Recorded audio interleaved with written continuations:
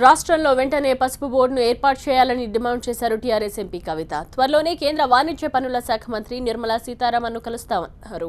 పసుపు రైతులకు గిట్టుబాటు ధర కల్పించాల్సిన అవసరం ఉందన్న ఎంపీ దేశంలోకి పసుపు దిగుమతులను అడ్డుకోవాలని కోరారు. ఈ పసుపును క్షేత్రస్థాయిలో పండిస్తున్నటువంటి రైతులకు ఎన్నడూ కూడా సరైనటువంటి ధర దొరకనటువంటి పరిస్థితి. దానితో పసుపు సాగు కూడా చాలా పెద్ద ఎత్తున పడిపోతున్నటువంటి సందర్భాన్ని మనం గమనిస్తూ ఉన్నాం. నేను 2014లో ఎంపీగా ఎన్నికవుతున్నటువంటి సందర్భంలో నిజామాబాద్ అదేవిధంగా తెలంగాణ ప్రాంతంలో ఉండేటటువంటి రైతులందరూ కూడా మరి పసుపు బోర్డు కోసం ఎన్నో సంవత్సరాలుగా కొట్లాడుతూ ఉన్నాం.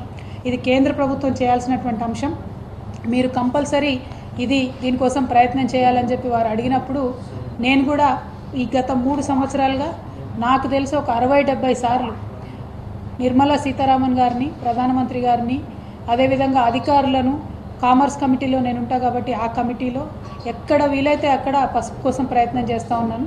ఒకసారి ప్రధానమంత్రి గారిని కలిశాను, పలు దఫాలుగా నిర్మలా సీతారామన్ గారిని కూడా కలవడం జరిగింది.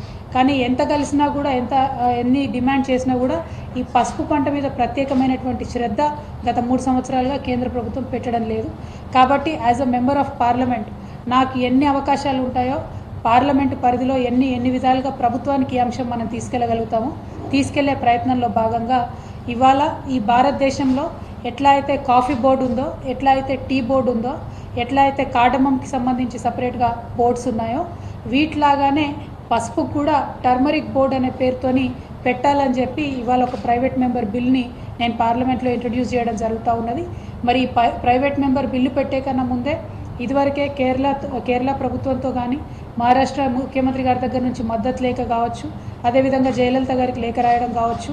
ఎందుకంటే మనందరం కూడా హైయెస్ట్ టర్మరిక్ ప్రొడ్యూసింగ్ స్టేట్స్ కాబట్టి వీరందరితో కూడా మాట్లాడడం జరిగింది.